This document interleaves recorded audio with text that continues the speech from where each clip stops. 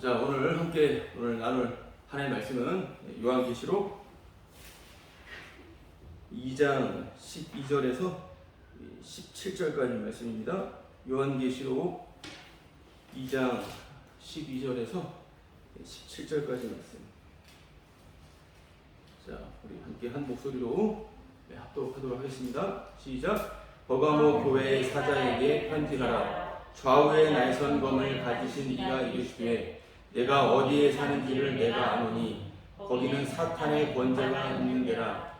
내가 내 이름을 굳게 잡아서 내 충성된 증인 안디바가 너희 가운데 곧 사탄이 사는 곳에서 죽임을 당할 때에도 나를 믿는 믿음을 저버리지 아니하였도다. 그러나 내게 두어 가지 책망할 것이 있나니 거기 내게 발람의 교훈을 지키는 자들이 있도다. 발람이 발락을 가르쳐 이스라엘 자손 앞에 걸림돌을 놓아 우상의 제물을 먹게 하였고 또 행음하게 하였느니라. 이와 같이 내게도 니골라당의 교훈을 지키는 자들이 있도다. 그러므로 회개하라. 그리하지 아니하면 내가 네게 속히 가서 내 입의 검으로 그들과 싸우리라. 귀 있는 자는 성령이 교회들에게 하시는 말씀을 들을지어다. 이기는 그에게는 내가 감추었던 만나를 주고 또 흰 돌을 줄 터인데 그 돌 위에 새 이름을 기록한 것이 있나니 받는 자 밖에는 그 이름을 알 사람이 없느니라. 아멘. 버가모도 서머나, 지난주에 함께 나눴던 서머나처럼 황제 숭배의 중심지입니다. 그래서 경제적으로 아주 왕성하게 발달이 되어 있고 아주 살기 좋은 그런 도시죠. 버가모의 시민들은 그 자신들이 거하고 있는 그 버가모 자체를 아주 자랑합니다.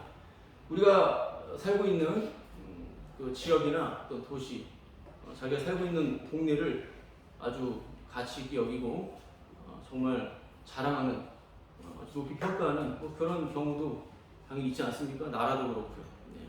그렇게 버가모 시민들은 자신의 그 도시를 아주 자랑스럽게 여깁니다.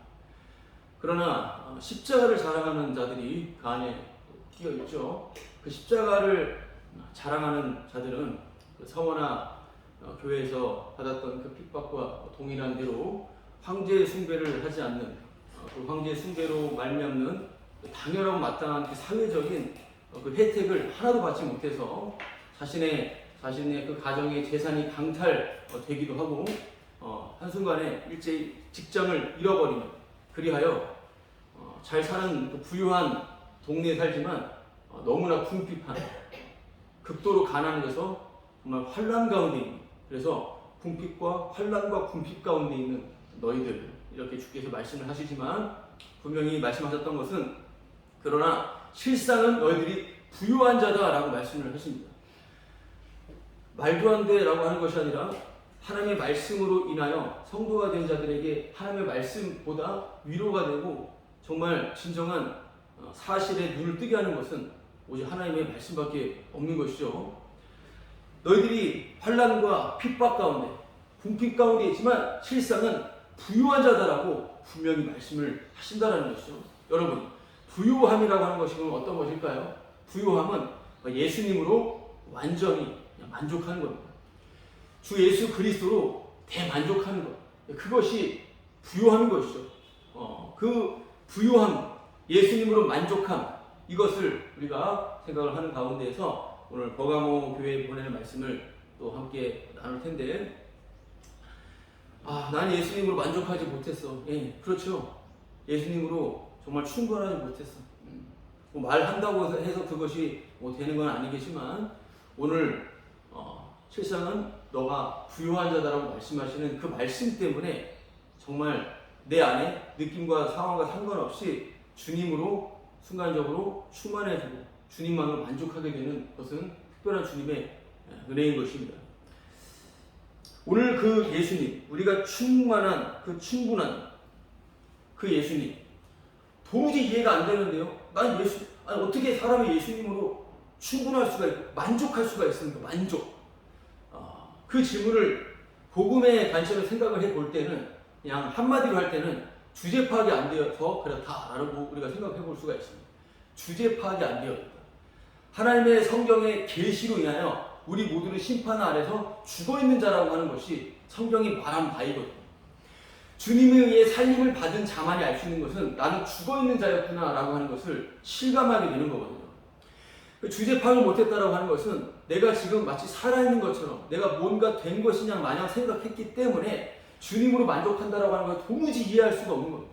여러분, 내가 정말 비참한 상황 가운데 심판 아래 죄 가운데 죽어있는 자라고 하는 것이 실감나게 느껴질 때는 예수님 외에는 그 어떤 것도 만족과 위로가 될 수가 없습니다. 그럼 우리는 예수 그리스도를 아는 것, 그분을 부르는 것, 그분을 계속 듣는 것, 이것만이 우리의 유일한 위로가 되고 우리의 강력한 힘이 되고 우리 삶의 전부가 되는 것입니다. 그래서 오늘 우리의 대만족이 되는 예수님께서 그 예수님을 알아가는 것, 예수님을 아는 것만이 우리에게 전부가 됩니다. 예수님을 알 때 저 불타는 화형대에 입맞춤을 할 수 있는, 지난주 폴리가가 나눴던 것처럼 예수님을 아는 그 지식 가운데서는 많은 사람들의 비난과 박해와 죽음의 위협 가운데서도 감사할 수 있는 그런, 혹시 그 자리를 도망친다 하더라도 주님께 감사할 수 있는, 오히려 그 못했다고 나는 그걸 못했어, 난 주님 위해서 목숨 못 바쳤어, 그런 거 없습니다. 오히려 주님 위해서 목숨을 바친다, 자기를 불살을 지른다 하더라도 사랑이 없다면 아무것도 아니라고 말씀을 하지 않습니까? 오늘 우리가 또 오늘 말씀을 통해서 새롭게 알게 되는 그 주님은, 그 예수님은 어떤 분이시죠? 바로 좌우의 날선검을 가지신 이입니다. 12절 말씀대로 좌우에 날선검을 가지신 이가 이르시되, 우리 에베소 교회, 그 다음에 어떤 교회였죠? 서머나 교회, 오늘 버가모 교회, 이렇게 세 번째 교회인데요. 에베소 교회에서는 예수님이 어떻게 소개되었죠? 그 이름이 7별, 그리고 7교회를 촛대를 붙들고 계신 분이죠. 교회를 붙들고 계신 분은 예수님이시다라고 하는 것을 분명히 알았고요. 서머나 교회에서는 처음이며 마지막, 그리고 죽었다가 살아나신 분, 죽었다가 살아나신 예수님을 우리가 분명히 들었습니다. 오늘 예수님은 좌우의 날선 검을 가지신 분이에요. 좌우의 날선 검, 그냥 다 베어버립니다. 그 입으로부터, 그 입의 말씀으로부터 나오는 그 강력한 바로 심판의 말씀이다라고 하는 것입니다. 그래서 오늘 우리가 함께 들은 그 예수님은 심판의 주님, 심판주시다라고 하는 것입니다. 예수님은 심판의 주님이시다라는 것을 오늘 우리가 오늘 그 말씀을 오늘 생각을 해봐야 될 것입니다. 요한계시록 보고인데 요한복음 보겠습니다. 요한복음 5장 22절 말씀을 보도록 하겠습니다. 요한복음 5장 22절. 요한복음 5장 22절을 보도록 하겠습니다.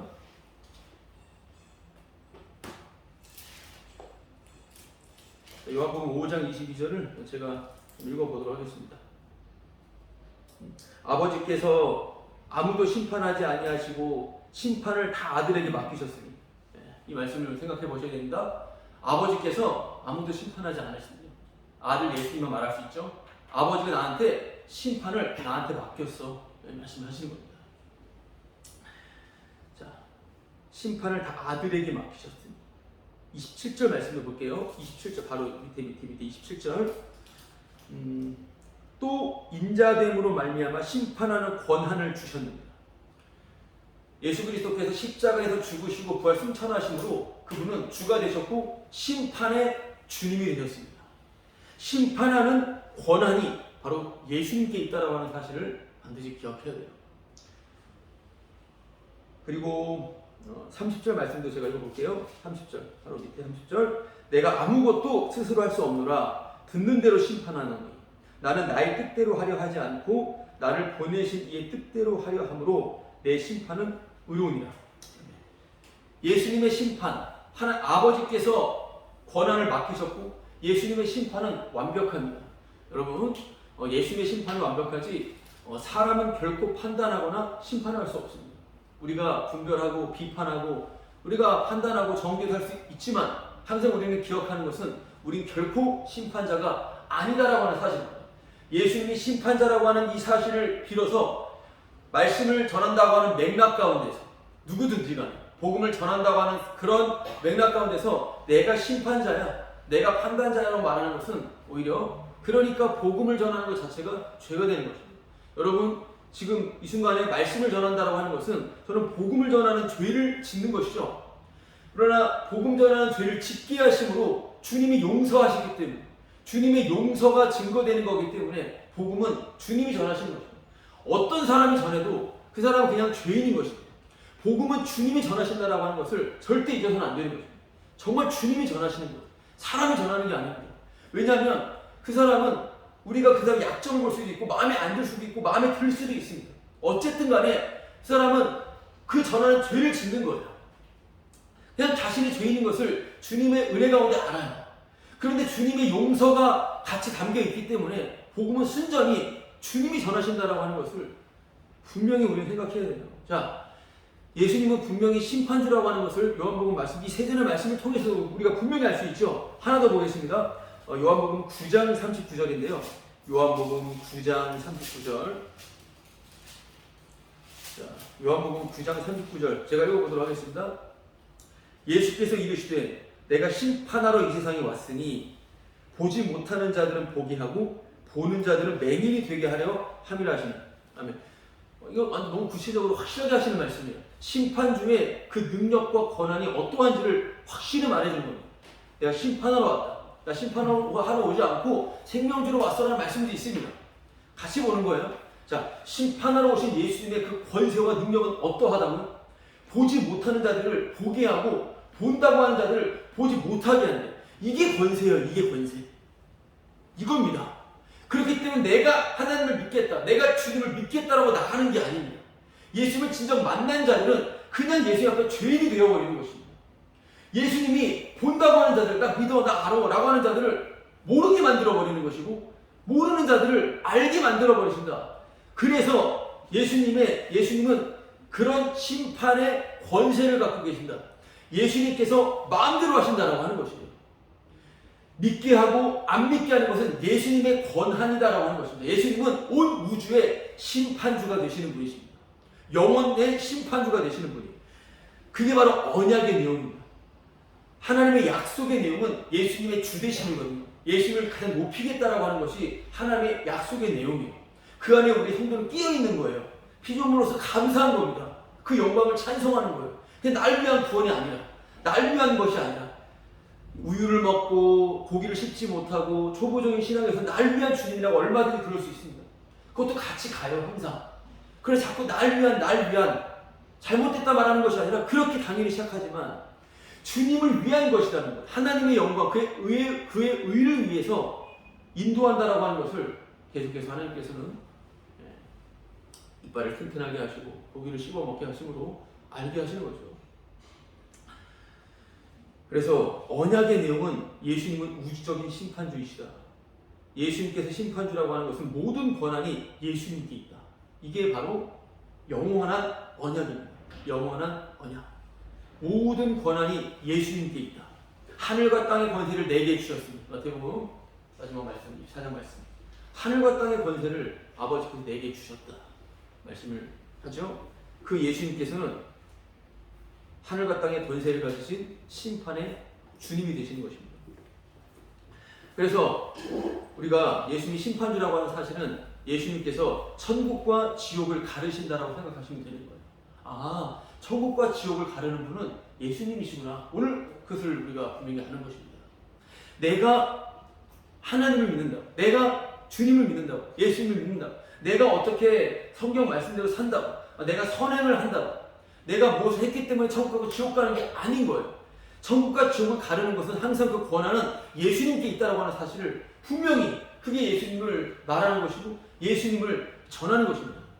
인간이 한 것이 아무것도 없다라고 하는 것, 순전히 주님의 약속, 주님이 홀로 이루셨다라고 하는 것을 높이고 자랑하는 것입니다. 그래서 천국과 지옥을 가르치는 분은 오직 예수님, 내가 믿고 내가 사는 게 중요한 게 아니라 예수님이 무엇을 하셨는가, 예수님이 어떻게 사셨는가, 왜 내가 사는 게 아니고 그리스도께서 사시는 것이고 바로 그분께서 천국과 지옥을 지금도 갈라버리시는 분이기 때문에 그렇습니다. 바로 예수님께서는 그런 심판주가 되시는 거예요. 자, 심판주는 다시 말씀드리자면 모든 심판의 권세를 가지신 예수님께서 본다고 하는 자를 못 보게 하고 못 본다고 하는 자를 보게 하시는 권세를 가지신 분이신데 이것을 좀 더 어떤 예가 있는지를 우리가 볼 때 좀 더 이해할 수가 있을 텐데요. 요한복음 5장 29절 말씀 보겠습니다. 다시 요한복음 5장 29절 앞에 제가 읽어드리겠습니다. 아까 읽었던 처음에 읽었던 말씀이죠. 처음에 읽었던 말씀들. 아까 심판을 다 아들에게 맡기셨으니 또 인자됨으로 말미암아 심판하는 권한을 주셨다. 이렇게 심판 얘기를 하셔요. 아들의 권한. 그러면서 28절에 29절에 이렇게 나오죠. 29절. 선한 일을 행한 자는 생명의 부활로, 악한 일을 행한 자는 심판의 부활로 나오리라. 이렇게 말씀을 하고 계십니다. 그럼 여기서 선한 일을 행한 자는 생명의 부활로 나타나지만 악한 일을 행한 자는 심판의 부활로 나온다. 선한 일은 뭘까요? 선한 일은 뭔가? 내가 선한 일을 어떻게 한다고 해서 영생하고 구원받는 것은 성경에 나오지 않는 이야기예요. 그럼 여기서 나오는 선한 일은 어떤 것일까요? 선한 일. 이것은 5장에서 나오는 내용이에요. 어떤 것이 선한 일인지를 한번 생각해 볼 때 5절 말씀을 보겠습니다. 5절 말씀. 5장이죠. 요한복음 5장 5절을 제가 읽어보겠습니다. 들으시면 아실 거예요. 거기 38회 된 병자가 있더라. 아시죠? 38년 된 병자. 일어나지 못하는 자. 연못으로 못 가는 자. 경계에서 뒤처지는 자. 구원의 소망이 없는 자. 그러나 소망은 품고 있는 자. 어쨌든 이 38년 된 병자. 절대 할 수 없는 일입니다. 그 연못에 들어가야 그가 다시 회복이 될 텐데 절대 들어갈 수가 없죠. 자, 이 38년 된 병자가 있는데요. 예수께서 그 누운 것을 보시고 병이 벌써 오래된 줄 아시고 이르시되 네가 낫고자 하느냐? 이렇게 물어보십니다.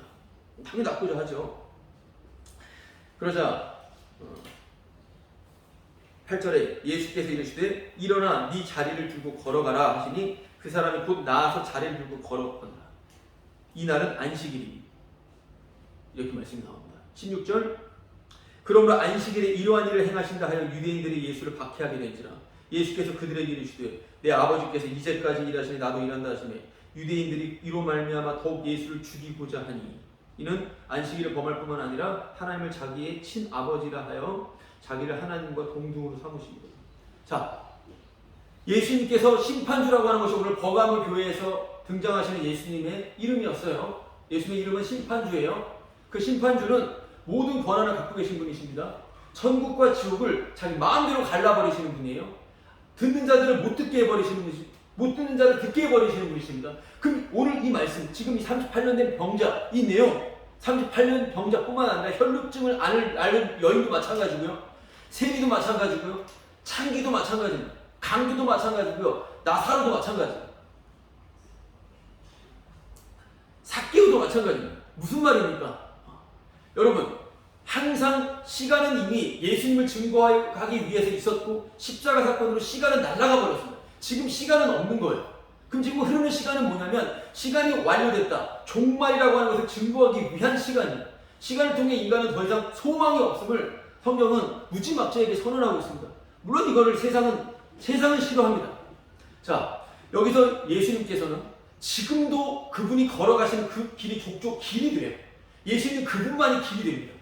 예수님이 가실 때 38년의 시간이 있었지만 예수님이 걸어가실 때 38년 된 그 사람이 거기 갑자기 등장해줘야 되는 거예요. 등장. 예수님이 걸어가실 때 삭개오가 그 나무 위에, 뽕나무 위에 있어줘야 되는 것입니다. 예수님이 그냥 거기다 배역을 줘버리신 거예요. 그냥. 이걸 말하는 겁니다. 그분의 권세는 바로 그러한 거예요. 심판주의 권세라고 하는 것은요. 예수님께서 심판주가 되신다고 하는 것은 심판할 자들을 모아버리시는 건데요. 심판할 자들을 모아버리시는 가운데서 예수님의 그 심판주 되심을 증거하기 위해서 38년 된 병자가 출현하게 되었다고 하는 것입니다.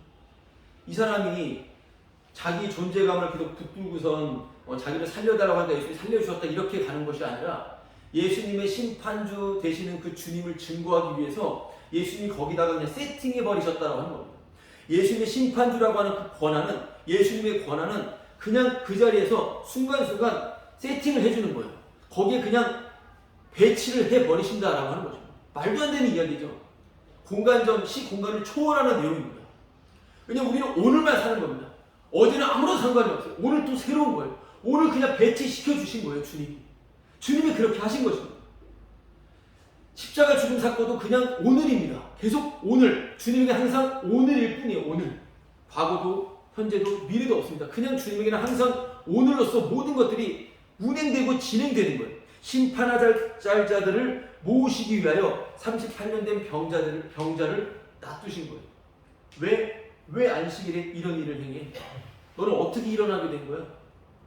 하나님 말씀대로 그걸 지켜야 되고 인간의 어떠함을 통해서 구원에 이른다라고 하는 그러한 생각을 가지고 있는 유대 신학 가운데서는 절대로 이것을, 세상 모든 방식 가운데서는 이것을 절대로 이해할 수가 없는 것입니다. 주님은 이렇게 오늘 이 말씀을 통해서 예수를 죽이려고 하는 무리들이 나타나지 않습니까? 그렇게 예수님께서는 그런 38년 된 병자를 두고선 주님의 심판주 되는 그 권한을 드러내신다라고 하는 것입니다. 예수님의 십자가를 증거하기 위해서 그는 38년 된 병자가 되는 거예요. 이게 선한 일이라는 것입니다. 이 언약을 믿는 거예요. 이게 그냥 선한 일이 되어버리는 것입니다. 주님이 다 해버리신 거예요.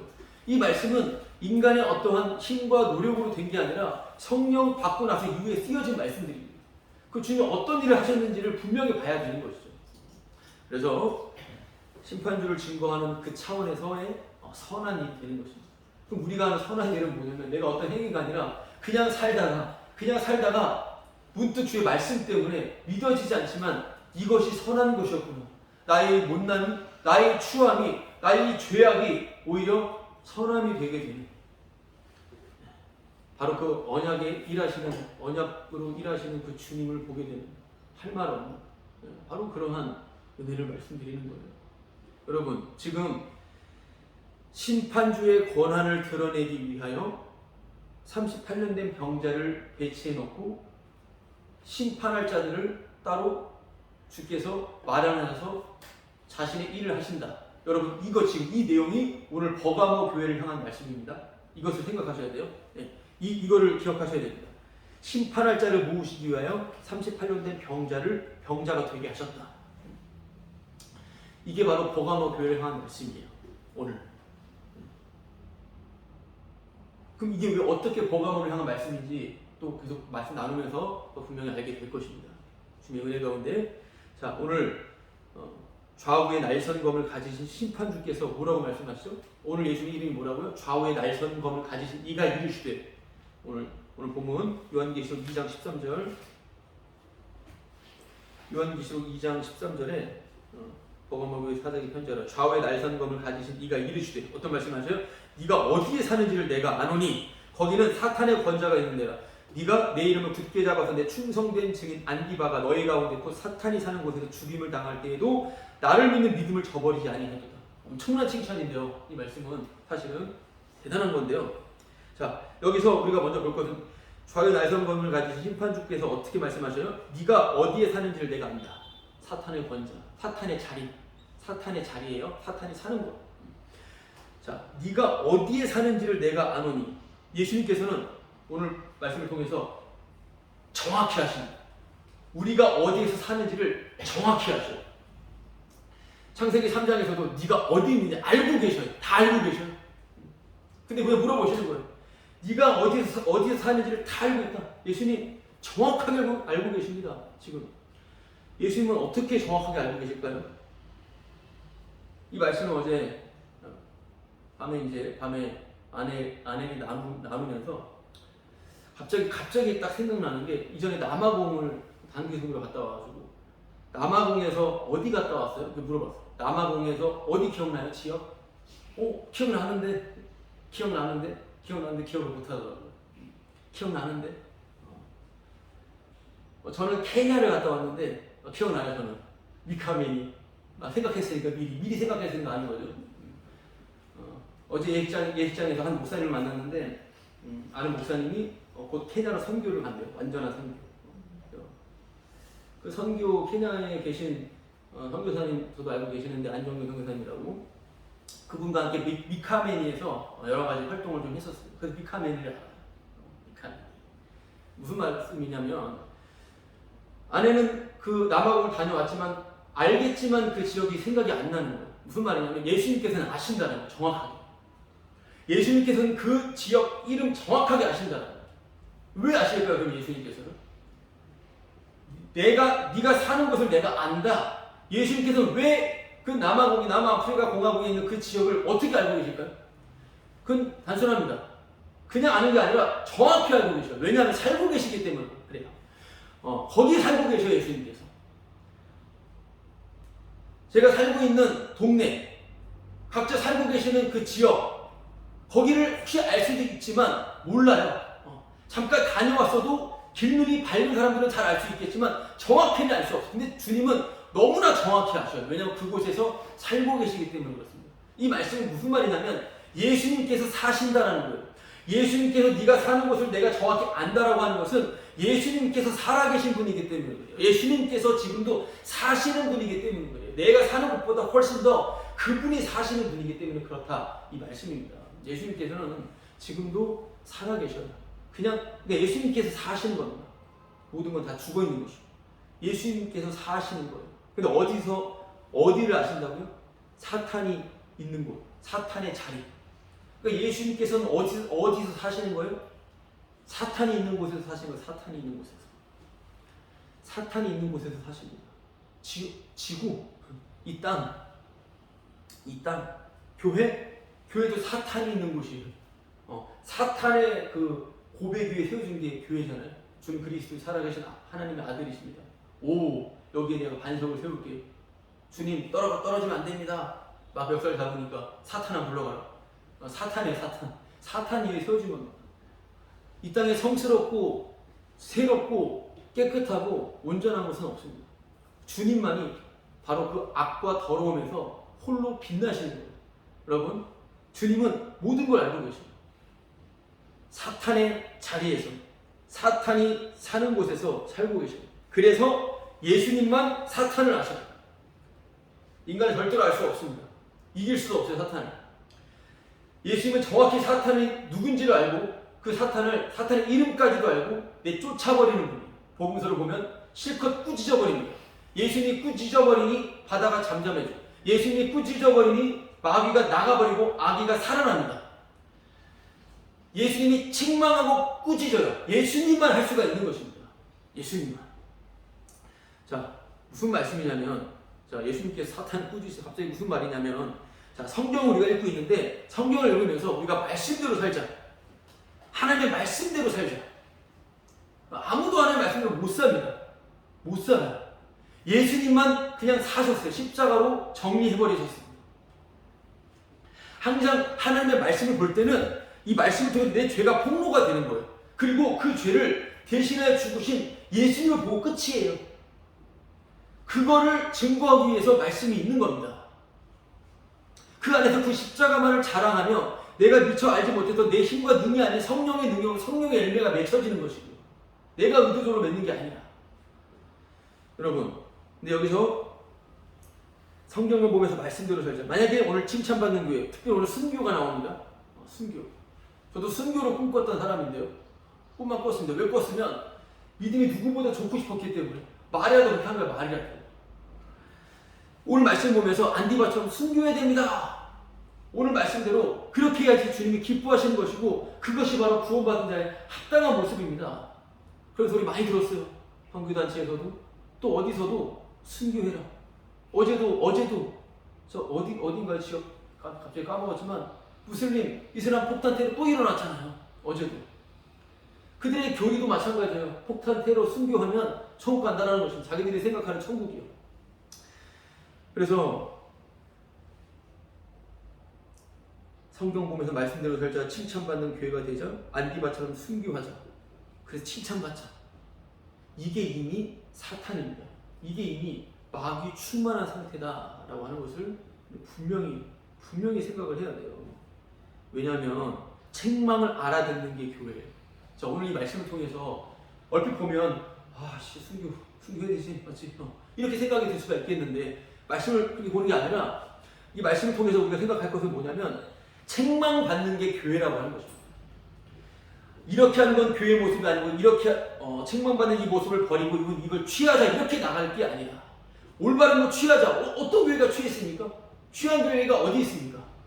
다 연약한 불쌍한 자들이에요. 이 세상에 있는 모든 사람들은.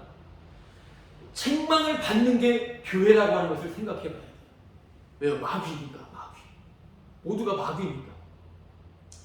책망을 듣는 게 교회가 된다고 하는 것을 우리가 한번 생각해 봐야 되는데요. 책망을 알아듣는 게 교회. 그럼 오늘 책망은 뭘까요? 오늘 책망? 여러분, 마귀가 책망과 꾸짖음을 당해요. 그럼 나는 마귀가 아닌데 무슨 소리야? 그렇게 갈 게 아니라 모두가 구원받는 마귀가 있고요. 지옥 가는 마귀가 있는 거예요. 지옥 가는 마귀, 천국 가는 마귀. 이단 사이비들도 있죠. 이단 사이비들도요. 결코 자기가 마귀라고 말 안 해요.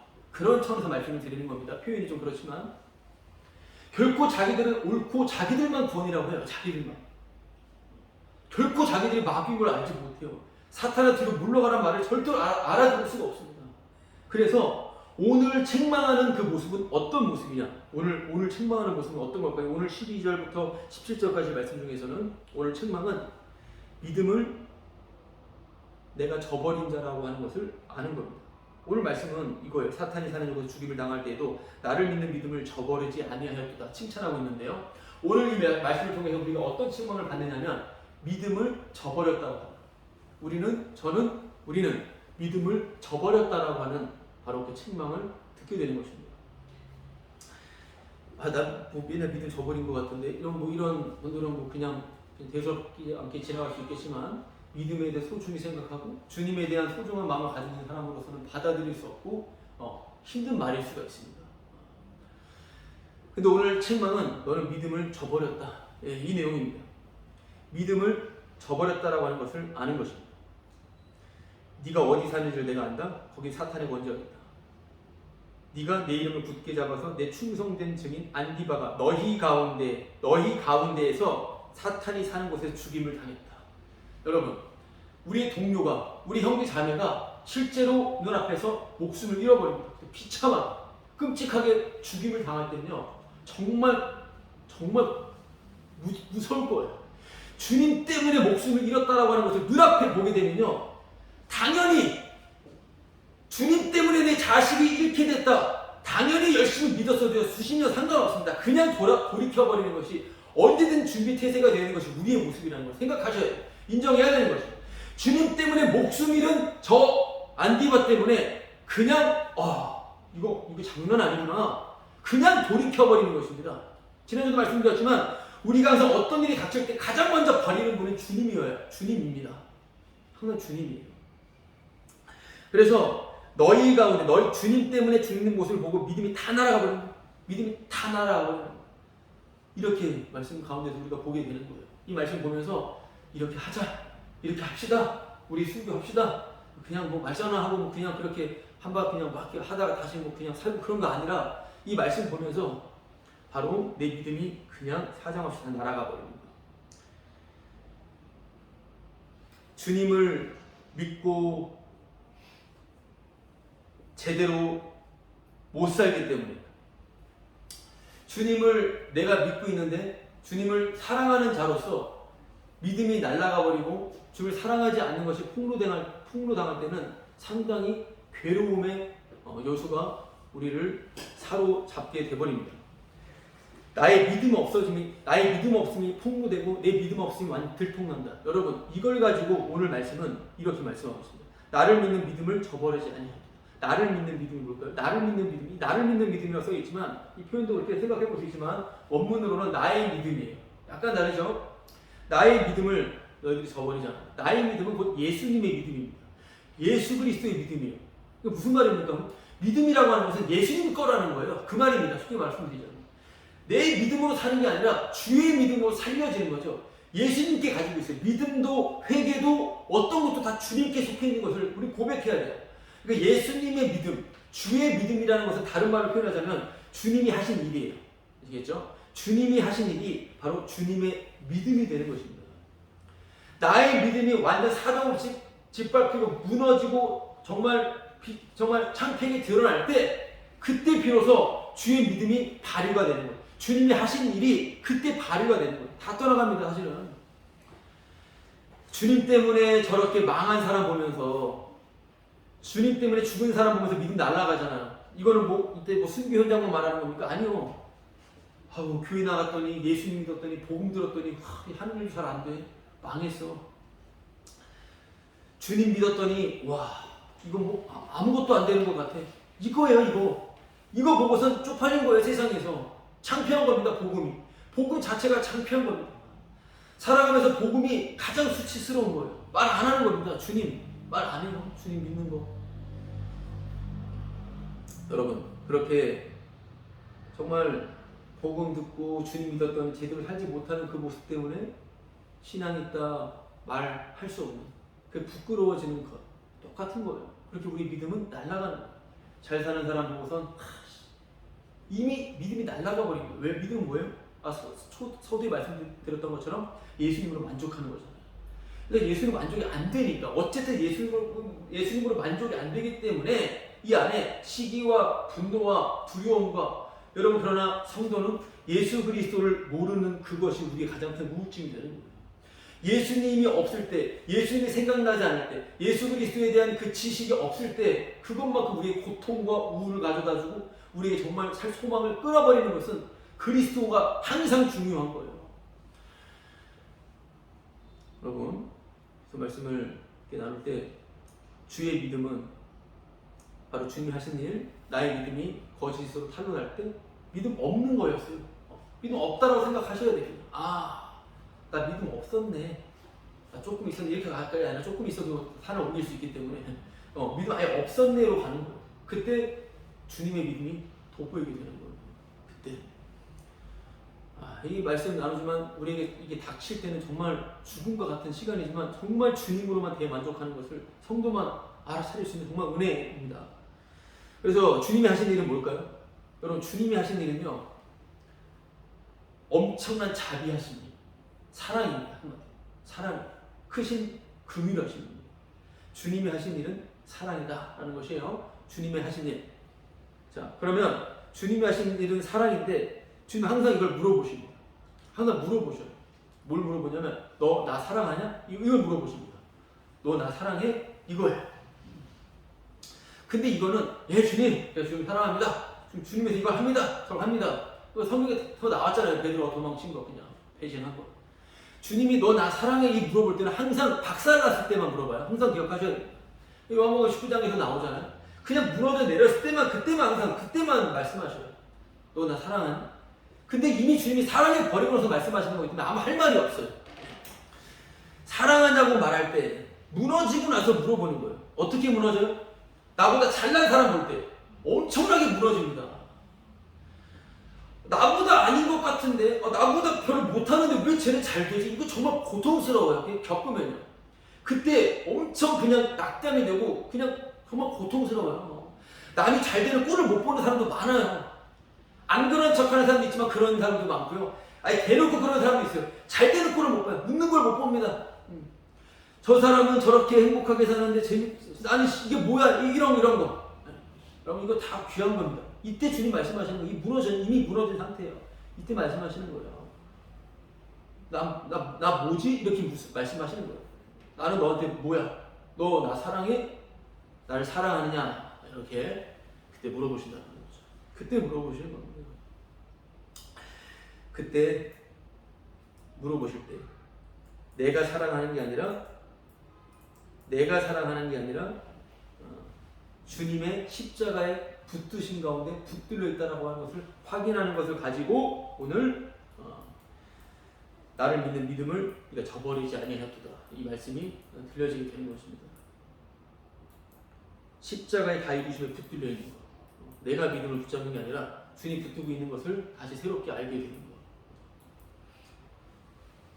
이게 바로 책망을 통해 들려지는 거예요. 그래서 아까 서도 말씀드렸던 것처럼 사랑하는 자에게만 책망을 하죠. 책망을 당하면서 우리는 어떻게 돼 가게 되냐면요. 책망을 당하면서 우리는 바로 38년 된 병자가 돼 가는 겁니다. 왜냐하면 십자가의 심판주를 증거하기 위해서 우리는 아무것도 아닌 자가 되어져 가게 됩니다. 너무나 괜찮고 너무 잘 나가는데 세상에서 누가 봐도 실력이 월충한데 성도들은 세상의 빛을 못 발하게 돼요. 반드시 그렇게 끌려가게 되어 있습니다. 반드시. 여러분 반드시 혈류병 앓은 자가 되어버립니다. 창기가 되고 창녀가 되어버리고 반드시 거지가 돼요. 거지 나사로 부자 지옥 갔잖아요. 거지 나사로 개들이 상처를 핥아먹는 거 거지가 부럽습니까? 전혀 말도 안 되죠. 그렇게 될 수 없잖아요. 그러나 거지 안에 있었던 주님을 향한 사랑, 주님이 거지로 만들어 버리시고 주님이 우리를 강도로 만들어 버리십니다. 여러분 책망을 통해서 그렇게 만들어 버리십니다. 내가 가는 게 아니에요. 주님이 그렇게 우리의 마음을 그렇게 만들어 가셨다는 거예요. 그러면서 아무것도 할 수 없는 그냥 죄인 중에 괴수 아무것도 아닌 자가 되게 하심으로 인하여 곧 세리에게만 창기에게만 강도에게만 예수님으로 대만족하게 돼요. 그러니까 내가 대만족할 수가 없다 이거예요. 그렇게 주께서 만들어 버리시고 누구한테 말할 것도 없이 그냥 주님 아니면 살 수 없는 자로 만들어 버리신다 이겁니다. 그게 현실이고 그게 가장 중요한 거니까 이 세상에서. 이 세상 모든 건 헛되고 허상이기 때문에 결국 우리에게 그래서 끊임없이 우리에게 주님 우리에게 말씀하시는 것은 정말 은혜인 것이고 천국과 지옥은 분명히 있는 것이고 모든 사람은 죽으면 끝이 아니라 사망, 심판이 있는 것이고 죽으면 끝이 아니고 심판이 기다리고 있습니다. 정말 주 예수 그리스도를 증거하기 위해서 구원을 살아가며 천국을 살아간다고 하는 것은요 이 세상에 알 수 없는 비밀이고 가장 복된 것입니다.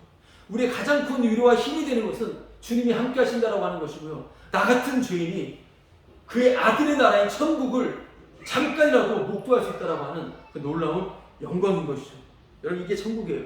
예수님께만 감사하는 것 이게 천국이에요. 예수님으로 만족하는 것 이게 천국입니다. 예수님을 만족을 못하는 걸 지금 이렇게 싫은 거예요. 계속 잘 나가는 잘 되는 그냥 괜찮은 걸 보면서 예수님을 만족하지 못하니까 나타나는 것들이 계속 만족하지 못하니까. 그러나 분명히 주님께서 이루신다라고 하는 것입니다.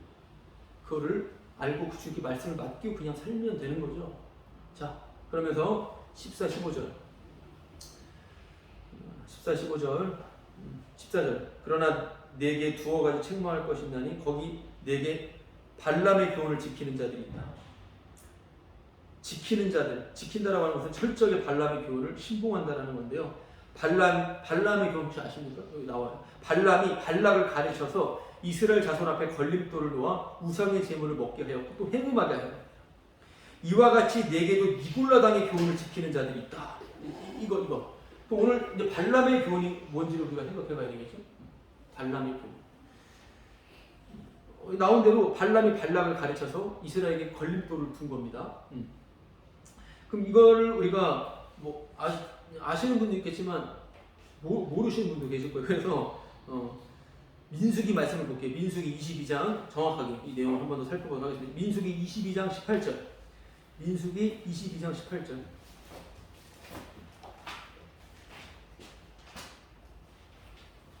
자, 민수기 22장 18절 19절을 제가 읽어보도록 하겠습니다. 창출의 창세기 출애굽기 레위기 민수기. 네, 민수기 22장 18절 19절 제가 읽어볼게요. 발람이 발락의 신하들에게 대답하여 발락이 그 집에 가득한 은금을 내게 줄지라도 내가 능히 여호와 내 하나님의 말씀을 어겨 덜하거나 더하지 못하겠다. 그런즉 이제 너희도 이 밤에 여기서 유숙하라. 여호와께서 내게 무슨 말씀을 더하시는지 알아보겠다. 이 말씀 유명한 말씀이에요. 발람이랑 발락 이름이 비슷한데 발람이 그 선지자고 발락이 왕의 이름이에요. 발락은 모압 왕의 이름이에요. 모압이라고 하는 왕이 모압 밑에 에돔이 있어요. 자, 모압 왕의 이름인데 이 모압 왕이 옆에 이제 강 건너서 바다 건너서 요단강 건너서 아몰이라고 하는 그 나라가 완전 초토화돼서 이스라엘의 그 강력한 공격으로 인해서 벌벌 떨게 된 거예요. 모압 왕이 너무 두려워했어요. 이 2절에 나와요. 22장 2절에 칡볼의 아들 발락이 이스라엘의 아모리들에게 행한 모든 일을 보았으므로 모압이 심히 두려워하였으니 이스라엘 백성이 많음으로 말미암아 모압이 이스라엘 자손 때문에 번민하였다. 그 강력한 그 하나님의 힘으로 인하여 모든 나라들을 다 박살내고선 쳐들어오는 그 이스라엘이 너무나 공포스러워, 너무 두려우니까 이 모압 왕은, 이 발락은 이 모압 그 이스라엘의 선지자, 사실 무당이에요, 무당을 불러서 이스라엘 좀 저주해줘, 이거예요, 이 내용입니다. 근데 그냥 저주해달라고 하면 안 되죠. 어떻게 해야 돼요? 7절에 모압 장로들과 미디안 장로들의 손에 복채를 가지고 돈을 갖다 줘야 돼요. 돈 갖다 주고서 이스라엘 좀 저주해줘라, 이스라엘 좀. 너무 무서운 거예요, 지금. 죽기 살기예요, 지금. 무너뜨리고 싶어서 발람을 불렀어요. 근데 발람은 돈내 아랑곳하지 않고 먼저 하나님께 여쭙니다. 하나님 어떻게 합니까? 그러니까 하나님께서 뭐라고 말씀하시죠? 발람에게 하지마, 이렇게 말씀을 하십니다. 12절 하나님이 발람에게 이르시되 너는 그들과 함께 가지도 말고 그 백성을 저주도 하지 말라. 그들은 복받은 자들이다. 딱 이렇게 말씀하신 거예요. 하지마. 발람이 오케이죠. 하나님 말씀하셨으니까. 직접 들었으니까. 자, 그런데 여기서 발락이 가만히 있을 수가 없죠. 어떻게 하죠? 15절 발락이 다시 그들보다 더 높은 고관들을 더 많이 보냈어요. 지가 높은 고관들을 보내면 더 많은 재물을 가져왔다라고 하는 거죠. 거기서 오늘 아까 읽었던 18절 말씀인 거예요. 발람이 이제 어떻게 말해요? 발락이 신하들에게 발락이 그 집에 가득한 은금을 이것보다 더 많이 나한테 준다 하더라도 내가 능히 내 하나님의 말씀을 어길 수 없다. 이렇게 말을 하는 거예요. 근데 갑자기 뒤에다 뭐라고 말해요? 그런데 잠깐 오늘은 여기서 살아. 한번 주님께 다시 한번 기도해 볼게요. 이게 뭔지 아시겠죠? 확실하게 그냥 끝내줬어야 되는데 돈이 좀 많으니까 약간 얘기가 달라진 거예요. 그러니까 이건 좀 더 생각을 해봐야 될 문제이기 때문에 한 번 더 기도를 해보겠어. 이런 식으로 갑자기 어처구니없이 이제 나오게 되면 이게 발람이에요. 이게 발람의 모습이 뭐예요? 이미 돈이 마음을 뺏겨버린 거죠. 막 당당하게 말을 했는데 그냥 이 세상의 그런 물질을 보고선 바로 마음이 흔들려서 다시 한번 물어보겠다. 뭘 물어봐요? 주님 말씀하셨는데 그냥 끝난 건데. 여기서 우리가 알 수 있는 것은 어떤 걸까요? 발람의 교훈은 뭘까요? 바로 세상의 좋은 것 때문에 복음을 개무시하는 거예요. 이게 발람의 교훈이라고 하는 것을 우리가 명심했으면 좋겠습니다. 발람의 교훈은 많이 나와요. 성경 곳곳에. 발람의 교훈은요, 세상의 좋은 것 때문에 복음을 무시해버리는 겁니다. 이것이 고통이 되는 거예요. 이것이 어제부터의 저의 고통이 되었어요. 계속 이것이 고통과 기쁨과 은혜와 감사가 되는 바로 내용이었습니다. 세상에 좋은 것 때문에 복음을 그냥 헌신짝 내버리듯이 내어버리는 것.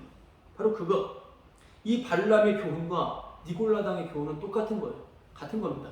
니골라당의 교훈, 이전에 한번 말씀을 드린 적 있지만 죄를 마음껏 지어도 구원받는 데 지장 없다. 명지주의 비슷할 수 있는데요. 바로 그런 니골라당의 교훈과 발람의 교훈은 똑같아요. 왜요? 세상 재미 빠진 건 똑같으니까요. 세상 재미 빠진 건 똑같은 겁니다. 우상을 위한 축제야. 이거는 그냥 민족, 나라, 문화적으로 그냥 적응하면 돼요. 그냥 문화적으로 적응해. 그냥 이 당시 문화잖아, 그냥. 그렇기 때문에 그냥 사회 구성원으로 잠깐 참여만 하면 돼. 이때 행음이 일어났어요. 육체적 행음도 일어났고요. 그 당시 그 모압 여인들과 그 실제적으로 그 이방 신에게 드리는 그런 영적인 음행도 저질렀어요. 다 쌍방으로 이루어졌습니다. 자, 그때 여기서 모압은 발람은 괜찮다라는 거죠. 똑같은 거예요. 그냥 문화적인 그런 모습이고 사회의 구성원으로서 이거는 잠깐 그냥 해줄 수 있는 거 이런 것들은 그렇다고 믿음이 날아가지는 않아. 이런 내용이에요. 이런 내용. 믿음만 잘 챙기면 되고 괜찮아. 여러분 이것이 바로 발람의 교훈. 그냥 해도 괜찮아. 그런 내용. 이런 내용에서 그러면 뭐 어떻게 해야 되는 거예요?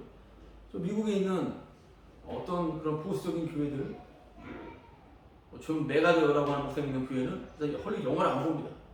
어떻게 봐야 돼? 문화 이런 거 즐기지도 못하고 헐리 영화를 안 본다고. 거기는 아주 보수적이고 되게 보편적이고 되게 유명한 교회예요. 그레이스 처치요.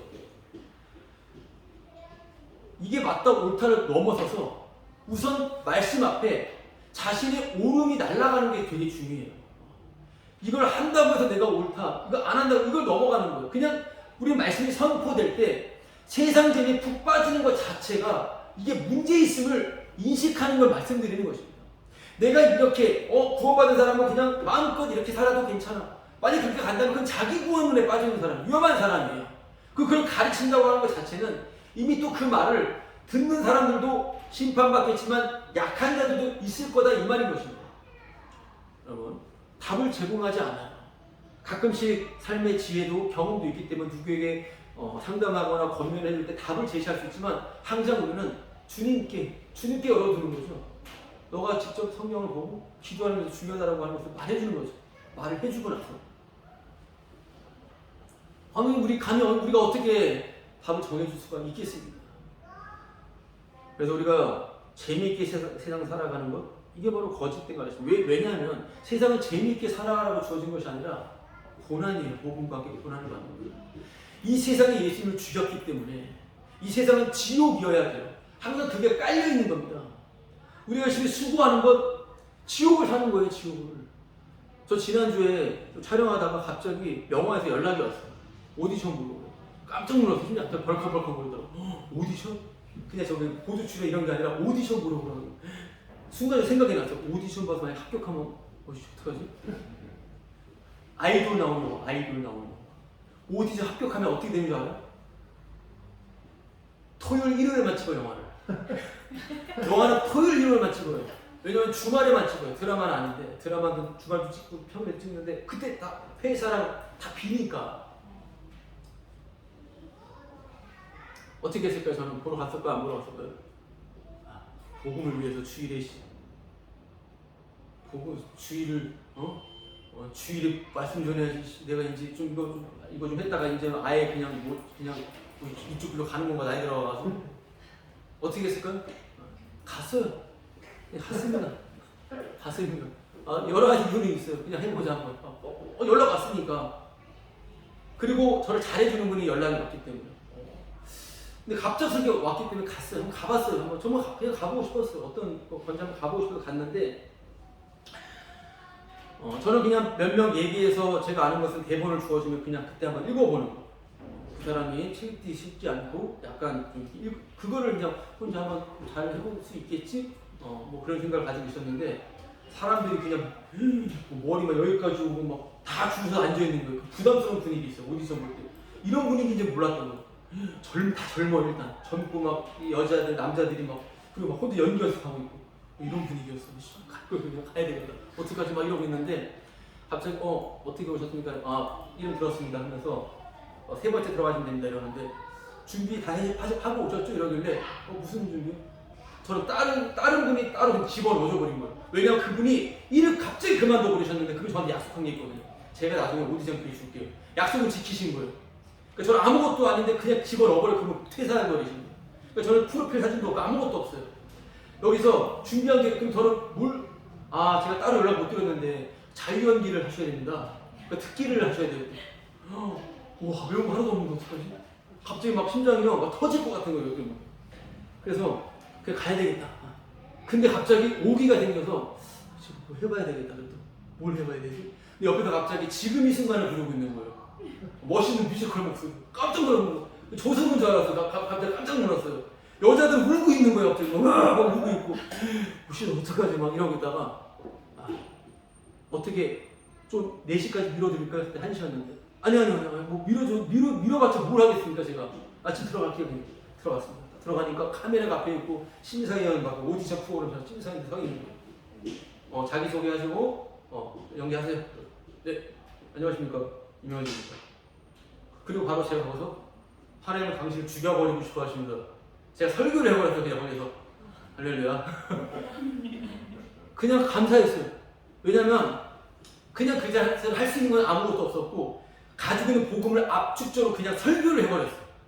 설교를 쫙 그냥 해버렸어요. 그 자리에서 그냥 아무것도 없이 해버리는 가운데서 근데 약간 좀 세게 나가는데 갑자기 왜 안 멈추지?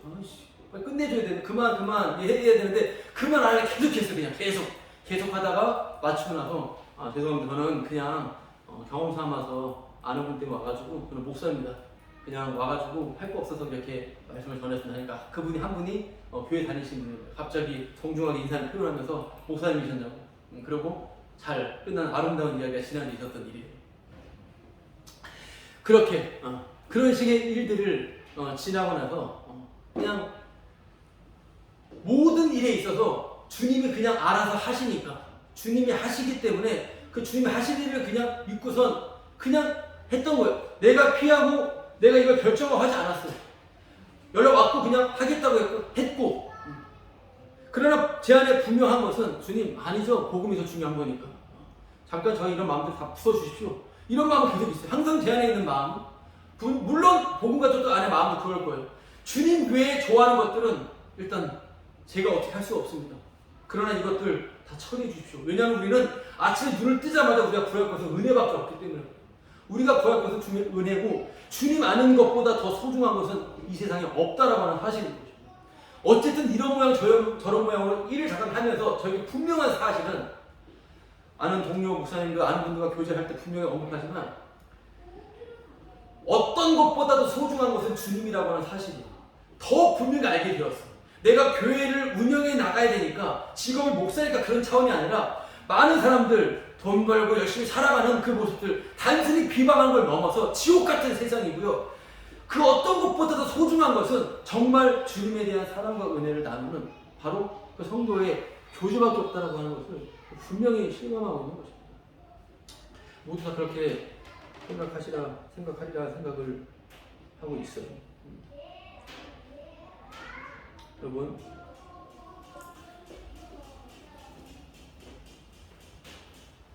내가 살아가는 자기를 위해 살아가는 것 자체가 이미 발람의 교훈으로 살아간다고 하는 걸 생각하면서 복음을 듣는다고 구원인 줄 아는 거. 여러분 여기까지 생각하셔야 돼요. 그럼 나는 이런 문화적인 거 안 하고 이런 거 안 하고 그게 아니라 복음을 듣는다고 구원인 줄 아는 거.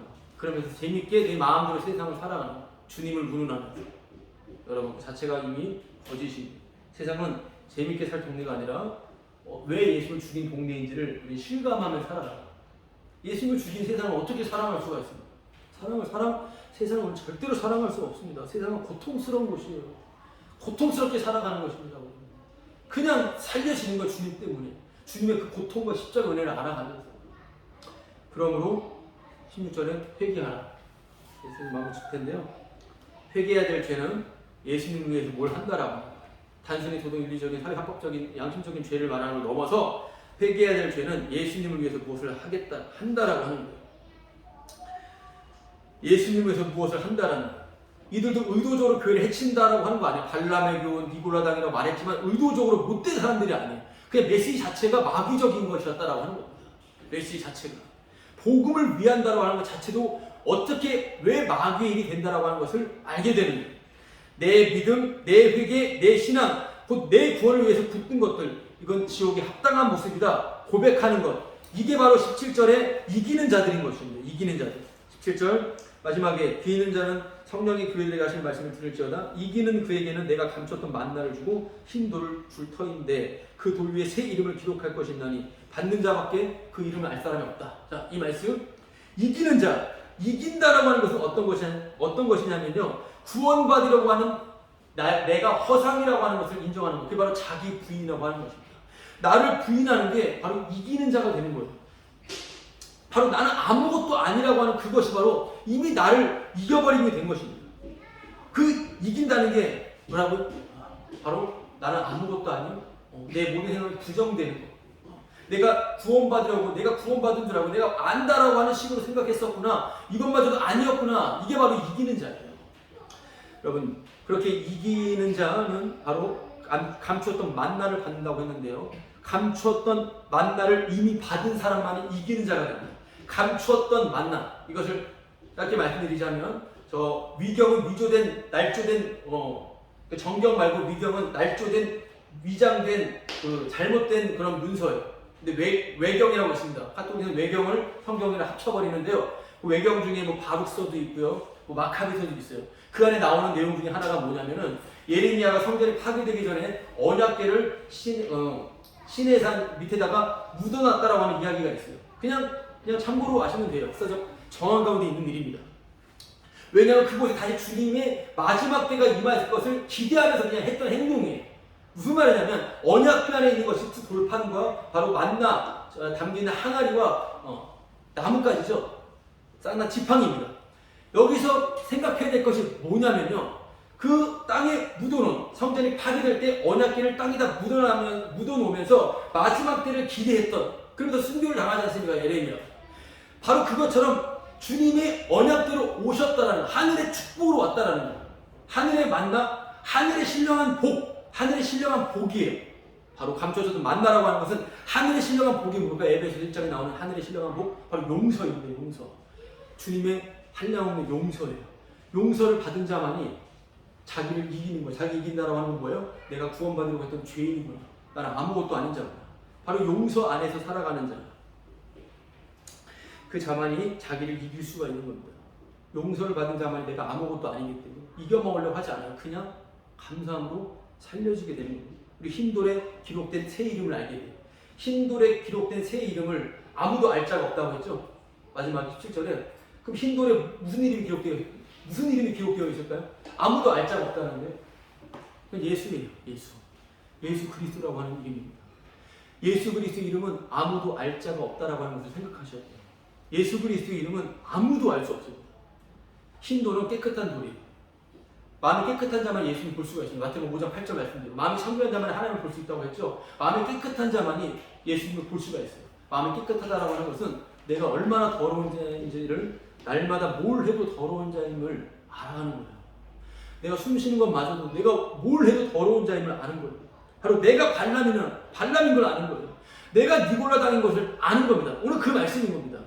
결론적으로 복음보다 자신을 더 소중하게 생각하는 자는요, 예수님을 모르는 자예요. 예수님 다 안다고 하죠? 예수님 나 알아, 예수님 믿어. 아니요. 오늘 말씀 나오잖아요. 아무도 그 돌을 받지 않는 자는 아무도 그 이름 모른다고 했잖아요. 그럼 내가 아는 예수는 아는 게 아니에요. 예수님은 아무나 알 수 있는 게 아닌 거였어요. 흰 돌을 받은 자만이 알 수 있는 게 예수님의 이름이었어요. 근데 이 세상을 더 소중히 생각하고 복음보다 자신을 더 소중하게 생각하는 자는 예수를 모른다라고 하는 거예요. 왜요? 자기 이름밖에 모르니까. 자기 이름만 소중하니까. 그는 결코 예수 이름을 부를지언정 예수 이름을 모르는 자입니다. 예수를 안다라는 거, 자신이 발람, 니골라당, 주의 이름을 보는 거예요. 바로 심판주가 증거되기 위해서 내가 회개해서 이제 나는 발람의 교훈 안 따라 이렇게 나가는 게 아니에요. 내가 회개해서 니골라당 안 하는 이게 아니에요. 주님의 사랑 안에서 말씀이 찾아오는 자만이 바로 그게 회개가 되는 것이고, 나는 뭐래도 발람의 교훈을 따르는 자고 나는 니골라당의 그런 정신으로 살아가는 자임을 고백하게 되는 거예요. 그래서 죄인임을 보는 거, 이게 진짜 행함입니다. 그 외의 행함은 자기의 죄만 가리기 급급한 거예요. 자기의 죄와 아무것도 아니면 들통날 때, 사실 이 말씀 많이 듣지만 나의 죄인 되는 거 아무것도 아니면 들통날 때 우리는 견딜 수가 없거든요, 사실. 그러나 주님은 그들이 십자가에 원수가 되고 명목상의 죄인일 뿐 사실은 죄인인 것을 부인하게 되지만, 그러나 주님을 정말 아는 자, 오늘 말씀 그 도를 받은 자만이 그 이름을 안다고 했잖아요. 정말 예수 그리스도를 아는 자는 어떤 자예요? 자신의 죄인됨을 보는 자입니다. 자기의 죄를 보는 것을 기뻐하시기 바랍니다. 자기의 죄를 보는 것이 가장 기쁜 거예요. 왜요? 그때만 예수님으로만 진짜 만족하는 게 뭔지를 알아요. 그것이 예수님으로 만족하고 그게 부유함이고 그게 천국이 되는 것입니다. 다시 한번 예수 그리스도를 정말 안다라고 하는 것은 내가 정말 생각보다 더 심각한 죄인이라고 하는 것을 다시 새삼스럽게 나 자신이 누가 뭐라고 하지 않아도 주님 말씀 때문에 알게 되는 거예요. 그런 자에게는 예수님보다 더 소중한 분은 없어요. 예수님만이 나의 구원자이시고 예수님만이 나의 주인이시고 나의 전부가 되시는 거예요. 그 어떤 것도 나를 새롭게 할 수 없고 살려낼 수 없고 구원할 수 없는 것입니다. 예수 그리스도를 안다라고 하는 것은 얼마나 흉악한 죄인인 것을 아는 거예요. 그래서 예수 그리스도를 안다라고 하는 건 뭐예요? 그러니까 예수님으로 만족한다라고 하는 것입니다. 우리 찬송 부르고 마치도록 하겠습니다.